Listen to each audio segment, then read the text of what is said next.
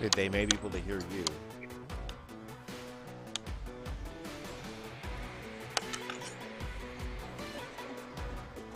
One, two.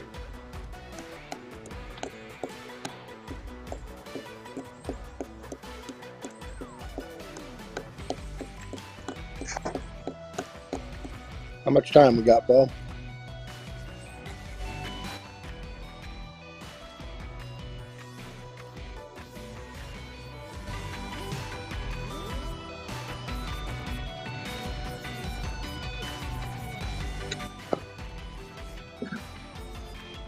Can you hear me? 1, 2, 3.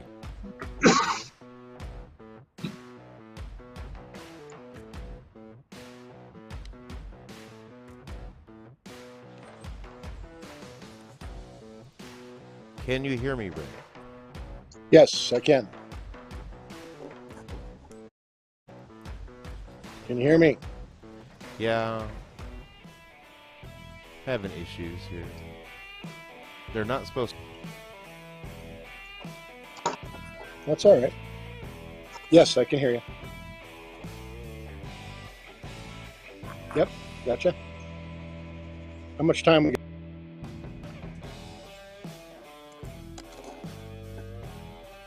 Oh, okay.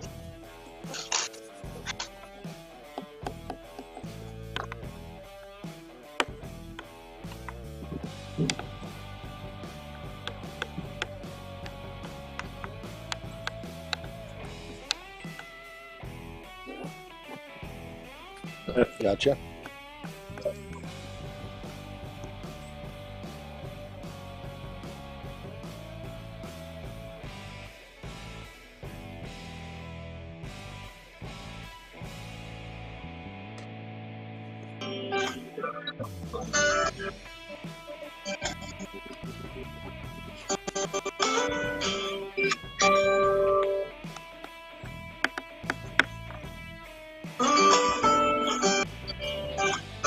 Two.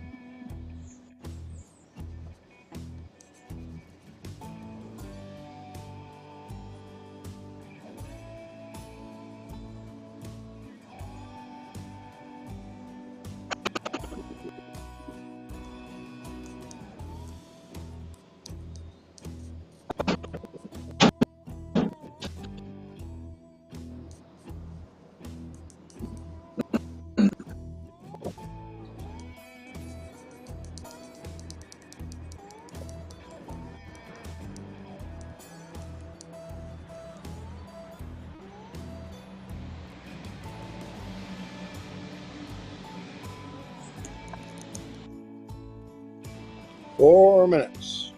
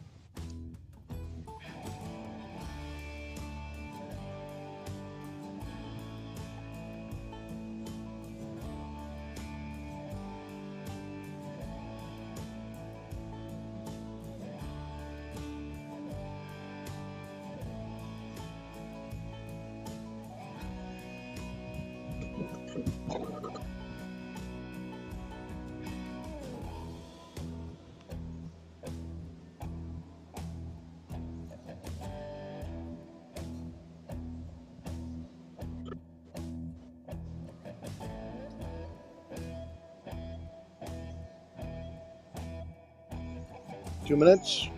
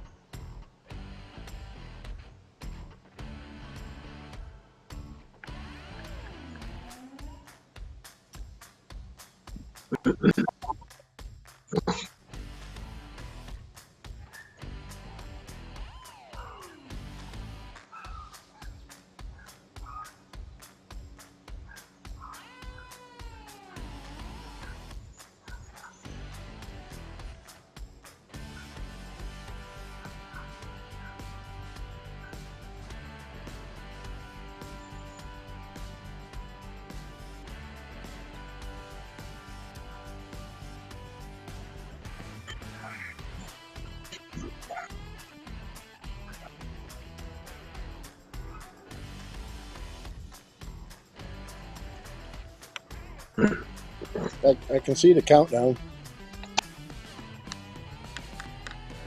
Yep.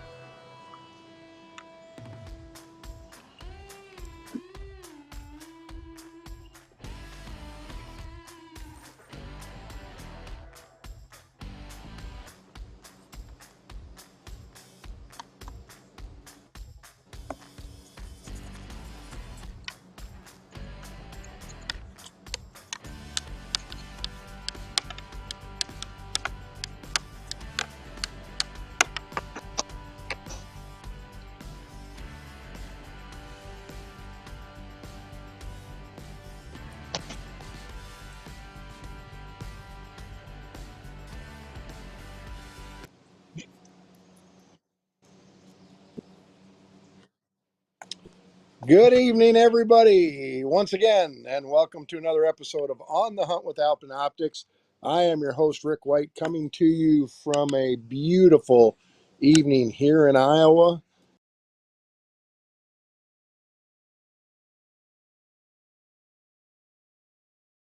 Hampshire, and we're going to talk a little spring bear hunting, see how his turkey season went, maybe some prelims to some upcoming deer hunts, and maybe see how the fishing's going out east. But anyways, don't go anywhere. On the Hunt with Alpen Optics, and we'll be back in about 30 seconds.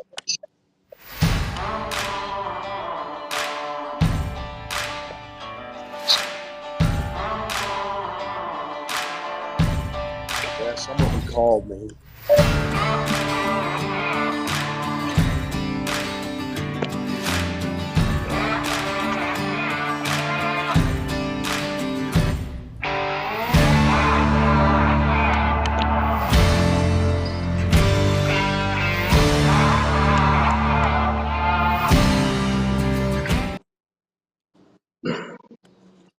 And welcome back, everybody, on this beautiful Wednesday evening. I hope everybody's doing good this evening.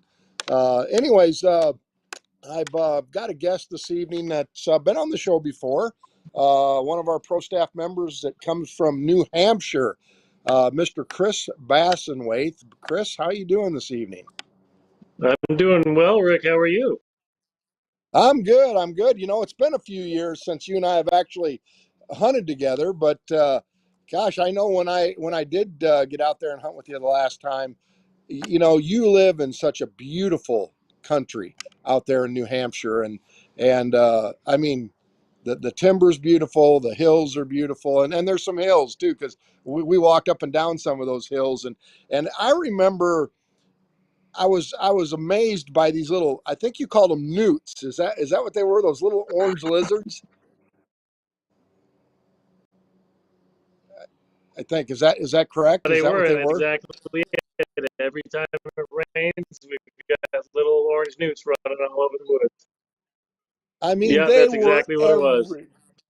yeah, they were absolutely everywhere, and you guys have some of the best maple syrup You know, I do my own maple syrup, and we got into that debate last week. So hopefully we won't get into it tonight. But you know, I like what I do, but I mean, what you guys have out there is really unbelievable. But I'm anyways, still so waiting on how was mine, your Rick. turkey season? What's that? So I checked Yeah, my we had mail and I a haven't great seen turkey any. season out here.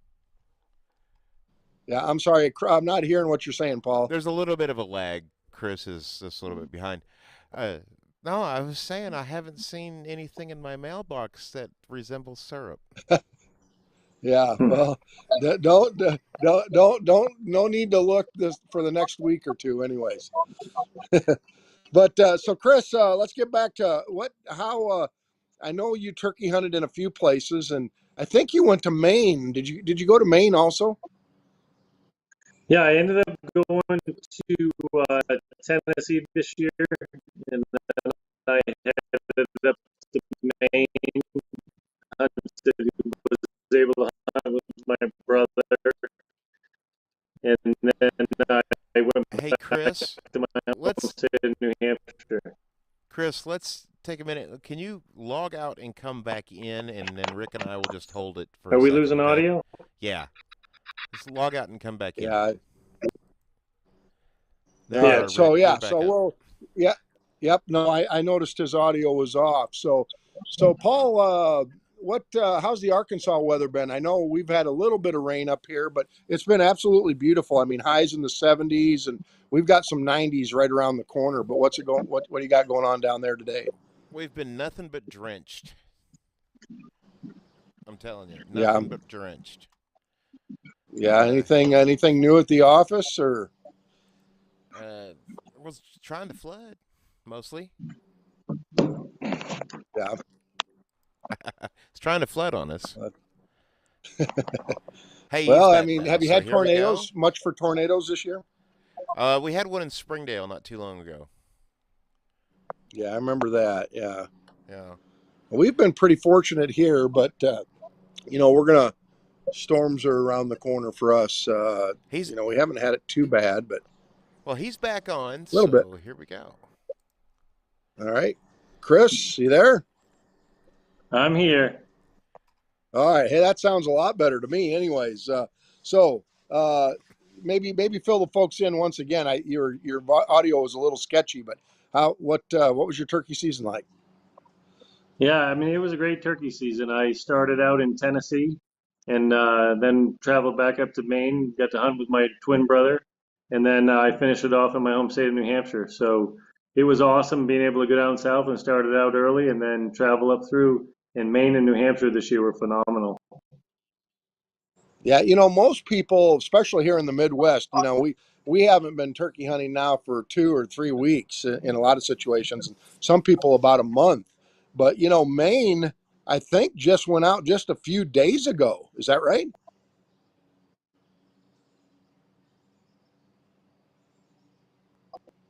Did I lose you, Chris? Must have an audio issue there, Paul. Yeah, that's correct.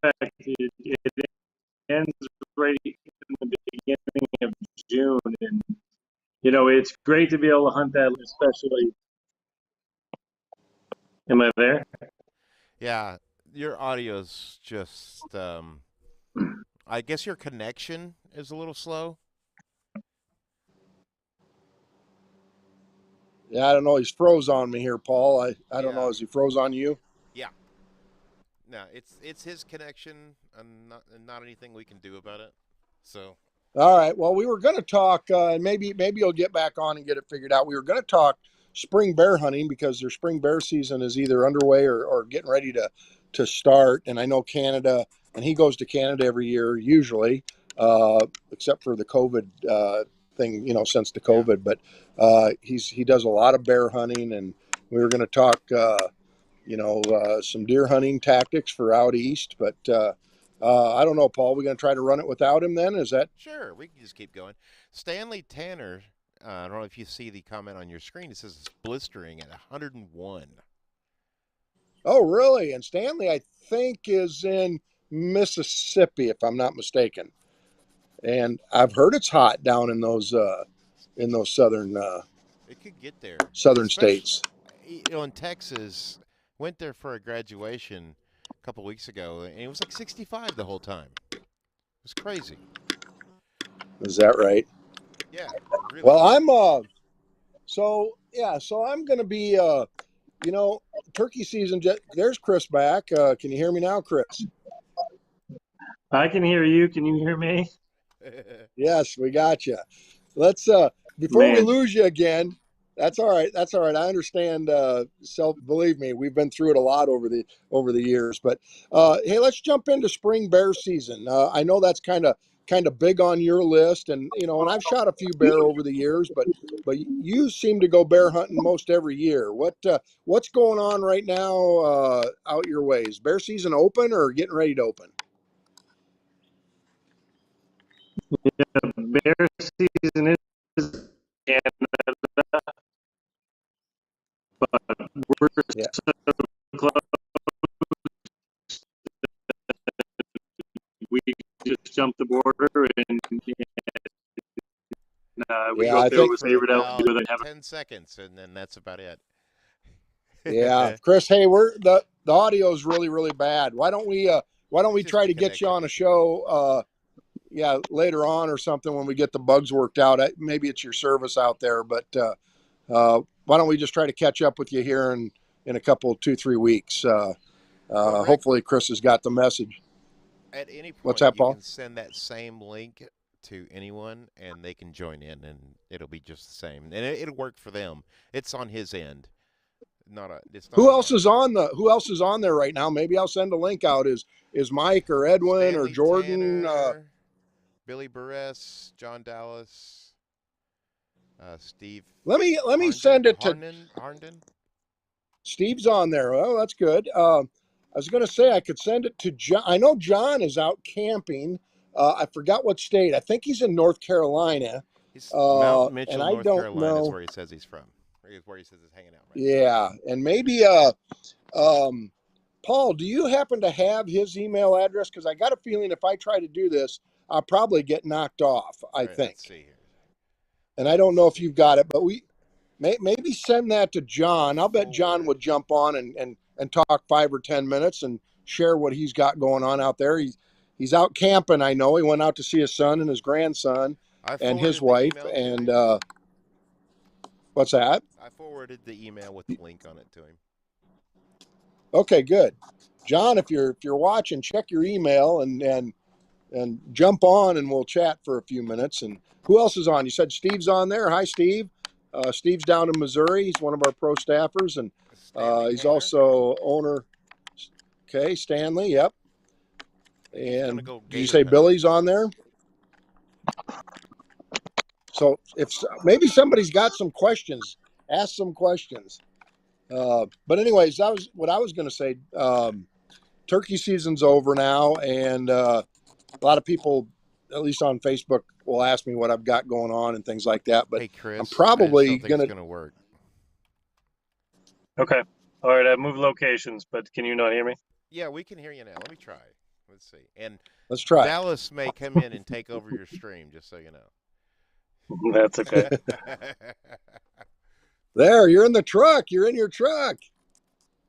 Man, that's weird. I had to go in my truck to get good service. All Your right, truck have tell Wi-Fi? me about the bear season. Yeah, so luckily enough up here, spring bear season's right in Canada.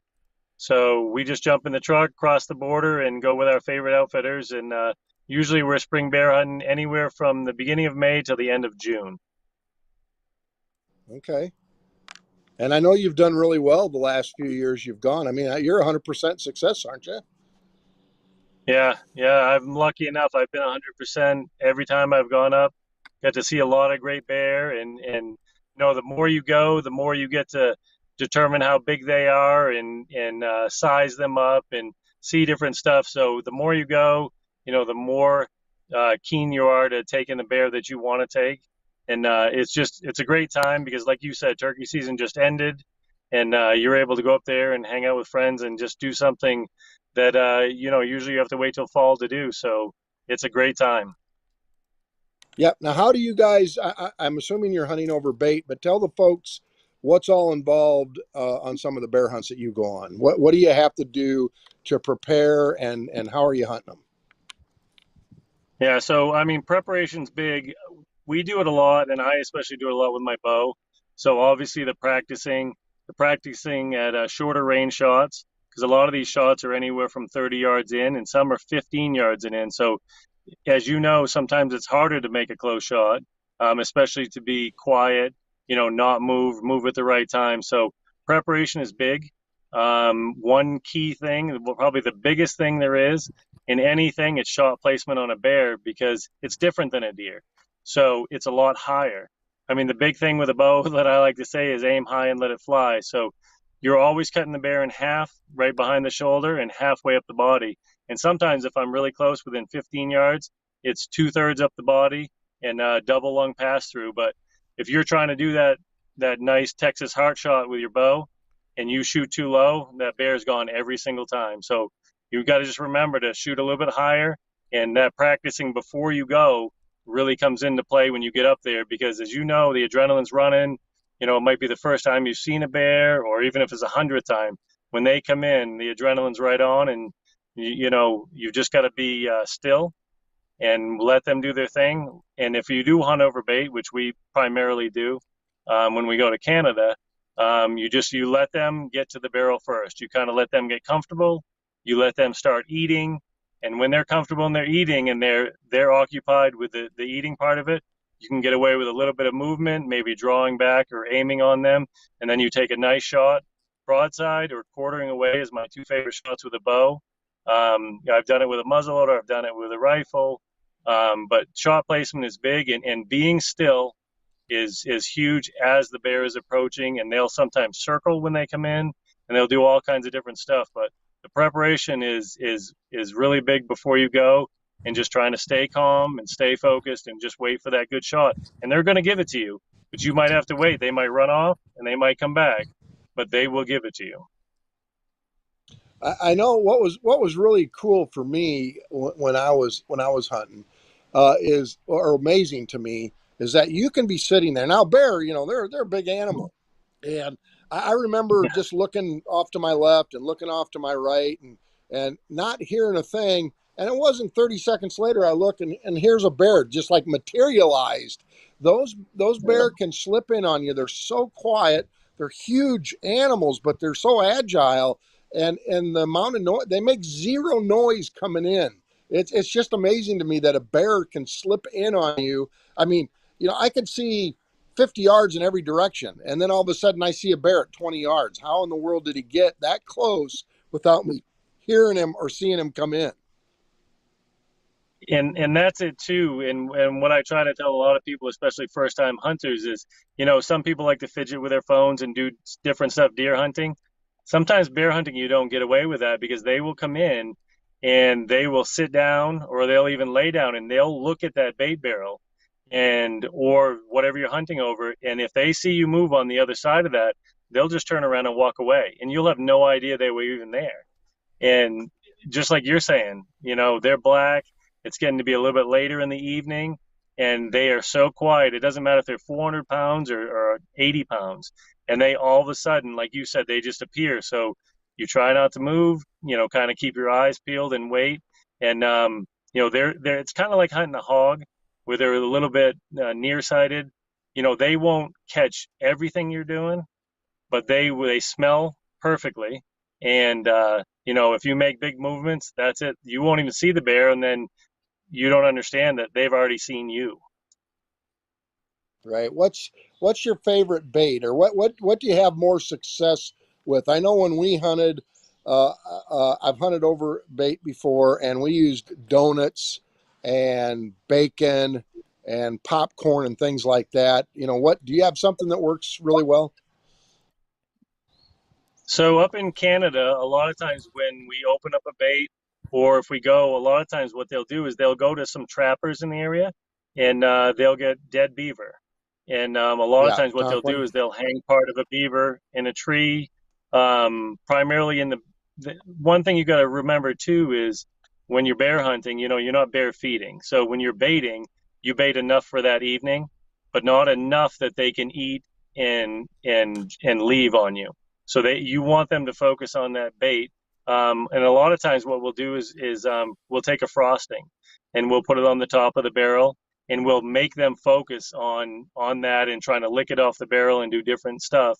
And just that frosting around the barrel, they just love to take the time and try to lick it off. And so frosting, anything sweet they like. But the dead beaver, definitely when you're opening up a bait, seems to bring them in. It focuses, especially if you tie it in a tree or something.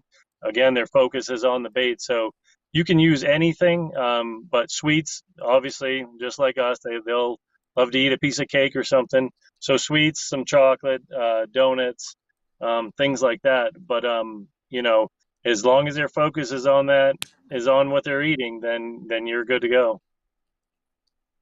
Now, share with the folks kind of how do you determine the size of the animal you have coming in? I mean, there's a small bear to a lot of people that have never hunted bear will probably look very large, but there are ways to determine a mature bear versus a younger bear. Right, and you're exactly right because it's very hard. They're so black that it's hard to see, outlines of shoulders and things like that. So two good ways to do it, depending on the outfitter or depending on your preferences, they'll take a 50-gallon drum barrel. And if it's standing upright, the barrel always has the rib on the bottom, the rib in the middle, and then the top of the barrel. So typically a shooter bear is going to be above the middle line, so the second line. And if the bear ever comes in and it's as tall as the barrel, then it's a shooter. You don't even have to think about that one. That's going to be a great bear. Sometimes they'll take the 50-gallon barrel and they'll lay it down sideways, and they'll just take a hole and cut a hole in and put the bait in. So the animals focus on that. If it's as big or bigger than the barrel, again, it's going to be a shooter bear. Smaller bear tend to have lankier legs, longer legs. Bigger bear tend to almost like that big buck. Their belly's almost dragging the ground. Their head is nice and round, but their ears appear to be a little bit smaller. Now, obviously, some bear have big ears, but if you see a big old round basketball head with little ears, typically that's a bigger, mature bear. So that's a couple good ways. If you're not used to seeing them every day, like in New Hampshire, we see them all the time. My wife and I see them a lot. We're able to size them up, but a lot of times, like you're saying, people will see a 125-pound bear, and that'll be the biggest bear they've ever seen in the woods until they get up to it and they realize that it's not quite what they want. Right. What would you say is the average cost to go with an outfitter on a bear hunt? So, you get what you pay for, but on a good outfitter, and my favorite one in New Brunswick is Texas River Outfitters. They're by far the best. They hunt about 900,000 acres of Irving land, so there's not a lot of pressure, and they're able to move their bait sites around, and they have multiple bear on every site. So you're able to see more bear, and even sometimes night one or two, I'll say don't even shoot anything unless it's as big as the barrel. But typically, you're going to pay anywhere from $2,000 to $3,000. Some are a little more expensive if you have to fly out to Saskatchewan or different places like that. But in a New Brunswick price range, you're probably between two to 4,000 is realistic on a good bear hunt, and that's all week. That's food included, and that's the lodging and everything up there at Texas River. So they're amazing, and I mean that's one of my most favorite places on earth. That's where I'm trying to get you to go with me. I need to definitely do that here sometime before I get too old. And listen, those of you that are listening and have never been on a bear hunt, you ought to put it on your bucket list because it really is a lot of fun. If you like the deer hunt, you'll like the bear hunt as well. And I'm still waiting. I've shot a few bear, but I've got some mounted, but I don't have a rug yet. I want to get at least a 7-footer to make a nice rug, and I just haven't been able to accomplish that yet. But anyways, so your deer season out east comes in when? What time of the year? I mean, obviously in the fall, but what does it come in September or is it October? Or? Yep, September 15th, we're getting ready to rock and roll for deer. That's our first opening day of bow season in New Hampshire. So September 15th on, and that coincides with at the end of August, our fall bear season starts. So that's when we hunt them either in the corn or over bait if you have land, or in a mast, something like that. So we go right from bear season right into deer season, September 1st, September 15th. All right. What are there some recommendations you have to the deer hunters right now on some of the things that maybe, and I know there's not a lot of things going on this time of the year, but turkey season's over, summer's getting ready to kick in. Are there some things that you can think of that you do to maybe prepare yourself for the upcoming deer season? Oh, definitely. I mean, springtime is a great time. This is when you're going out. If you have stands, let's say ladder stands that you left out, you're checking all the gear. You're making sure all the equipment is still good. It lasted the winter. Um, you're starting to shoot your bow again. You're starting to get dialed in. Maybe you changed broadheads or something. You're just starting to get your yardage back down 20, 30, 40 yards, whatever you shoot comfortably. And I'm checking equipment, making sure all my stuff is good, making sure my binoculars. And I'm just taking my time to go out. Maybe you got a couple new tree stands. You're trying to think of preparation for where you're going to put them, but it's all preparation. It's all just practicing shooting, checking equipment, and going over your stuff. And that's the biggest thing that we start doing this time of year, and just making sure we're going to be square when season comes around. You bring up some good points, and what's amazing to me, and it's usually the inexperienced, hunter. And I'm not picking on anybody, not saying anyone's inexperienced, but it's amazing to me how many people will go ahead and shoot their bow, and then about a week before season, screw on their broadheads or maybe even new broadheads they haven't even shot before. Just screw them on and they go hunt with Yep. them, and don't really understand that every brand of broadhead, and even some broadheads that are exactly the same, fly differently. And it might not be the broadhead that's maybe causing it. It could be the actual arrow or the fletching. There's so many things to know. I'm sure you probably do the same thing, Chris. I mark my arrows when it comes deer season. The 5 arrows I have in my quiver are marked 1, 2, 3, 4, and I've got to practice one. And I know exactly which ones are flying the best. I might have several Yep. dozen arrows, and out of that several dozen, or a dozen, if you have a dozen arrows, there's going to be 3 or 4 of them that are probably going to fly better than the rest of the other ones. And there's probably going to be 3 or 4 of them that don't fly good enough to hunt with. So no, that's why I have lots of arrows. I mean, I have lots of arrows, and I want to know that the ones that I'm shooting shoot exactly the way I want them to. And if you're shooting new broadheads or new fletching or new arrows or even a new release or a new bow, right now is the time to get all the bugs worked out. Don't get surprised while you're in a deer stand. Don't be alarmed when you find out, well, this release doesn't shoot as good, or it's too short, or it's too long, or these arrows, they fly funny, they have a back whip on them, or maybe they're not spined for the poundage you're shooting. There's so many things to know. And also count on your pro shop. If there listen, I've been hunting for many years, but there's guys at my pro shop that know a lot more about bows than I do.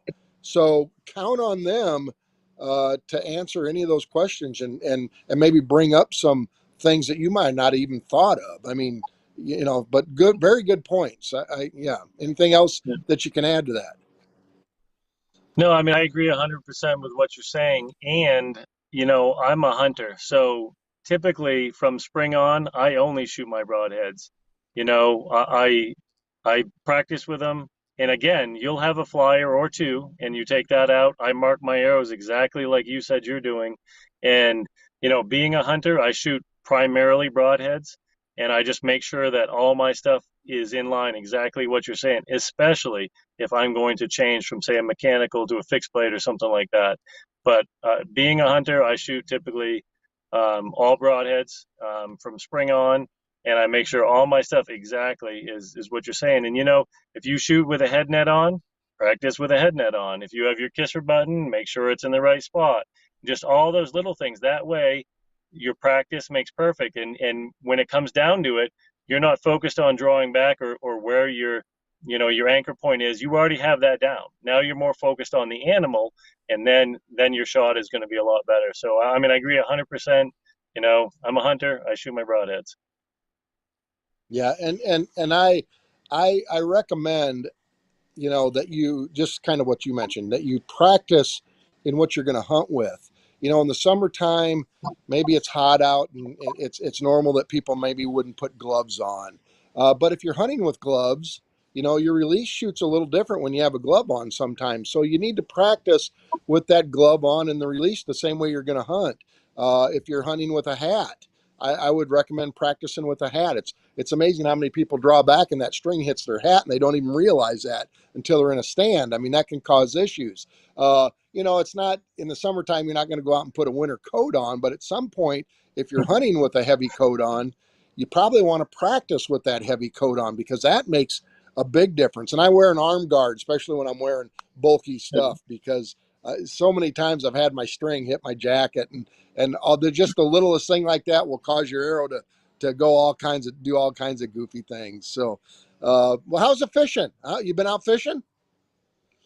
Yeah, actually, I have been. My wife and I love to go out and trout fish this time of year. Our trout is right on, and I was able to go out with my kids and stuff. And so, brook trout fishing is big right now, whether you're doing with a fly rod or a little ultralight casting rod, spin caster or something like that. But we went out the last few nights and we limited it out. I actually smoked some of the trout last weekend, cut some cherry down on my land, and we're able to smoke the trout. But this year right now, brook trout fishing season is right on. We've got a lot of fly hatches and different stuff going on. So whether it's a fly rod or the spin cast, I mean, it's on right now for brook trout. We caught a lot of nice browns as well. So it's right on here right now. I have definitely got to get back out there, and you're so far away from here, but I've got to make it a point to get back out there, and we definitely have to do that bear hunt one of these days. Paul, how we doing on time, Paul?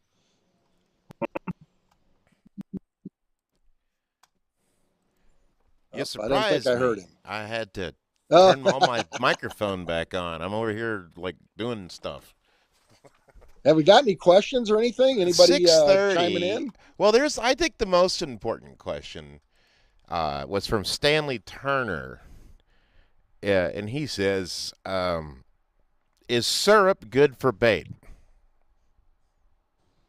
Oh, it's a good point. Is syrup for bear hunting, Chris? Maybe that's a joke. I don't know, but it would be absolutely it would. But I am not wasting my good maple syrup on a bear. I'm not going to do that. That's why I So, haven't gotten but any, right? yeah, because I'm taking it all bear hunting. uh, well, listen, Yeah, we've been talking we use. about preseason stuff. Don't forget here soon trail cams, and we have a couple different Bresser trail cams. Very inexpensive, high quality, good cameras. The reason I like them, and I say this every week, you can afford to buy multiple cameras, so you can put lots of cameras up in a given area because lots of cameras are lots of eyes on the deer. Lots of eyes on the deer is very good intelligence that you're getting where they're moving from to, so on and so forth. So, and then, our action camera, I used it a lot this spring, but it's a 4K action camera. And if you're looking at filming some stuff or just taking photos, it takes an excellent, I think it's a 30 megapixel photo, if I'm not mistaken, but you can take photos with it and you don't have to carry all that stuff with you. But, Chris, listen, it's 6:30. We finally got you on the board here and the audio was good and time went pretty fast. We'll get you back on the show, but I appreciate you helping us out again. Listen, I appreciate being on anytime, and yeah, I miss hunting with you. We'll have to do it soon, but so syrup is good to use, and a lot of people use anise as well. So bear love it. Yeah, anise is like smells like licorice. It's like Just black sugar. licorice, but Yep. Bears just love sugar. So, sugar. all I know right. I Well, do. listen, I'm going to So if sign I off like here. it, I got. then a bear definitely would like it. That's all I know. There you Definitely. go. There you go. All right. Well, hey, make sure you tune in next Wednesday, 6 to 6:30, as usual, on the Hunt with Alpen Optics. We'll be back with you live. Chris, thank you. Paul, thank you. And folks, we appreciate everybody coming along with us tonight. We will see you next Wednesday. Thanks for coming along.